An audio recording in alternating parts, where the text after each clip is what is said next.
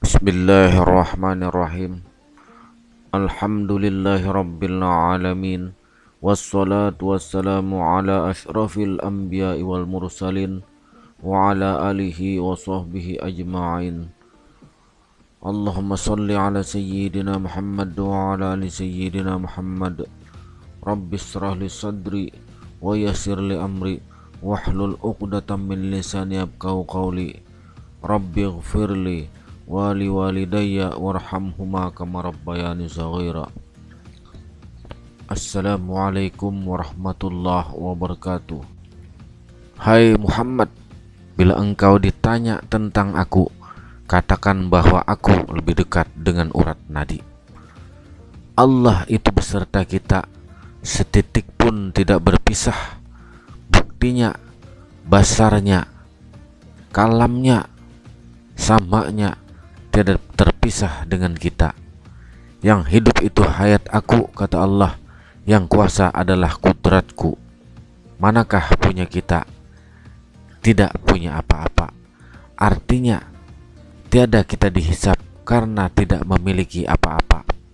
Apabila Allah beserta lidah kita, maka berkata-katalah kita. Bisa beserta mata, maka melihatlah kita. Beserta telinga, maka mendengarlah kita. Pada ruh, maka hidup kita nampak sekali pada tubuh insan. Kadang kita merasa bahwa yang melihat adalah kita, yang mendengar adalah kita, yang berkata-kata adalah kita, yang kuasa adalah kita. Ini kita merebut hak Allah, kuasa Allah, karena segala sifat itu adalah miliknya Allah.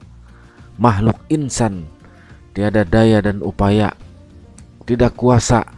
Jangan sampai kita mengakui pada diri kita sifat-sifat Tuhan.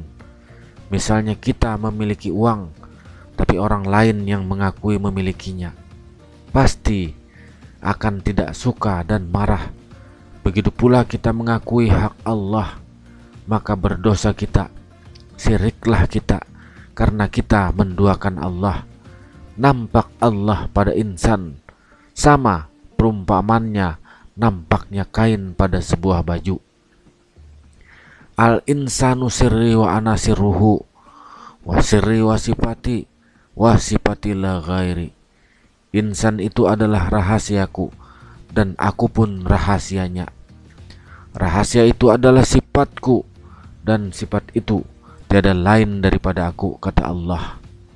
Untuk mendekatkan paham kita ambil akhir kalimat wasifatilah ghairi, bahwa sifat itu tiada lain daripada aku, kata Allah, dan kenyataanku itu dinampakkan pada insan. Sifatku itu, kata Allah, tiada lain daripada kenyataanku. Yang manakah sifat Allah yang berkenyataan pada insan? Yaitu qudrat, iradat, ilmu, hayat, sama, basar, kalam. Inilah sifat Allah yang menjadi kenyataan pada anggota tubuh insan.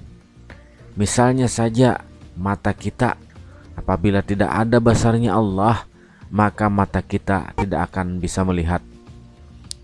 Kita punya lidah, tapi apabila tidak ada kalam Allah, maka lidah kita tidak akan bisa bicara. Kita punya telinga, tapi apabila tidak ada samanya Allah, maka telinga kita tidak akan bisa mendengar. Itulah kita tidak terpisah sedikit pun dengan Allah.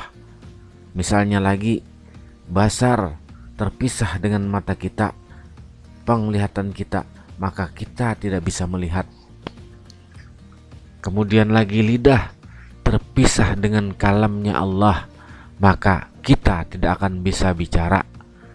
Dalam bahasa Al-Quran, kita tidak terpisah dengan Allah pada surah Al-Hadid ayat 4, yaitu wa huwa ma'akum aina ma kuntum, dan dia bersama kamu di mana saja kamu berada. Nampaknya pohon kayu pada sebuah papan, Sebenar-benar diri adalah hayat, sedangkan hayat adalah sifat. Sebenar-benar sifat adalah ruh, sebenar-benar ruh adalah napas. Sebenar-benar napas adalah rahasia. Sebenar-benar rahasia adalah Nur Muhammad. Dan sebenar-benar Nur Muhammad adalah tubuh insan. Nah, dari sini kita ketahui bahwa sangat nampak sifat Allah pada insan. Karena sangat nampak inilah, apabila kita sudah mengetahui, maka hanya diam saja. Hukumnya diam. Apabila sudah nampak, artinya adalah kenyataan zat. Zat Allah menyatakan kepada hayat Muhammad, dan hayat Muhammad mengatakan insan hidup. Jangan dikata-katakan lagi. Secara akal kita nampak sekali sifat Tuhan di badan kita. Lihatlah sifat 20, 7 sifat yang melekat dan ditajallikan kepada insan. Semulia-mulia insan, bisa lebih mulia dari malaikat. Tapi apabila sehina-hinanya insan, bisa lebih rendah daripada binatang. Jadi hidup insan adalah sebenarnya hayat Muhammad. Hayat Muhammad sebenarnya adalah zat Allah. Inilah yang dikatakan hayat atau hidup yang hakul hak, yang sebenarnya. Insan kita ini memang hidup, tapi kehidupan kita ini bukan kita, hanya bayangan saja. Jadi jangan kita yang merasa hidup, tapi sifat hayat yang hidup, sifatnya Allah, hayat yang hidup dengan sendirinya. Jangan beranggapan kita ini hidup, tapi dihidupkan oleh yang maha hidup. Roh, jasad adalah Muhammad yang sudah dinyatakan kepada Muhammad. Muhammad itulah hayatnya atau kenyataan daripada zatnya sendiri. Maka hiduplah insan, karena sebenar-benar hayat adalah diri Muhammad. Sebenar-benar diri Muhammad adalah zat Allah. Zat Allah dinyatakan kepada hayat Muhammad. Hayat Muhammad dinyatakan kepada hidupnya insan. Oleh karena itulah, jangan kita yang merasa hidup, karena kullu nafsin zaikatul maut, setiap yang bernyawa pasti mati. Yang merasa hidup adalah si hayat. Kudrat takluk kepada hayat. Apabila tidak ada hayat, maka kudrat pun tidak ada. Begitu pula iradat, ilmu, sama, basar, kalam. Apabila tidak ada hayat, maka semua sifat tersebut juga tidak akan berfungsi. Semua sifat-sifat itu takluk pada satu sifat, yaitu sifat hayat, sifat yang hidup, tiada pernah mati. Hayat itu kenyataan zat, memang bukan zat, tetapi tiada lain juga. Seumpama lagi sebuah roti, tapi bukan lagi disebut tepung. Memang hayat bukan zat, tapi yang hayat tiada lain daripada zat. Memang roti bukan tepung, tapi roti tiada lain daripada tepung. Zat dan hayat tidak terpisah. Roti dan tepung pun tidak berpisah. Sampai roti itu berjamur, sampai rusak, tetap tidak berpisah dengan tepung. Sama dengan insan, sampai kita mati pun tidak akan berpisah dengan Allah. Jadi sebenar-benar Allah adalah kehendak. Kehendak itu adalah hayat atau hidup. Kita bisa bergerak, kita bisa melihat, kita bisa mendengar dan lain-lain. Itu adalah karena hayat yang hidup. Begitu hayat berbicara, maka namanya kalam. Begitu hayat mendengar, maka namanya sama. Begitu hayat berjalan, maka namanya kudrat, dan seterusnya. Jadi hayat itu adalah Allah namanya, Muhammad orangnya, dan insan adalah nyatanya. Jasad Adam atau tubuh kita atau tubuh insan tiada lain dari Nur Muhammad. Nur Muhammad ini yang menjadi ruh dan jasad. Ana abul arwah wa Adamu abul basar. Aku bapak segala ruh dan aku pula bapak sekalian jasad.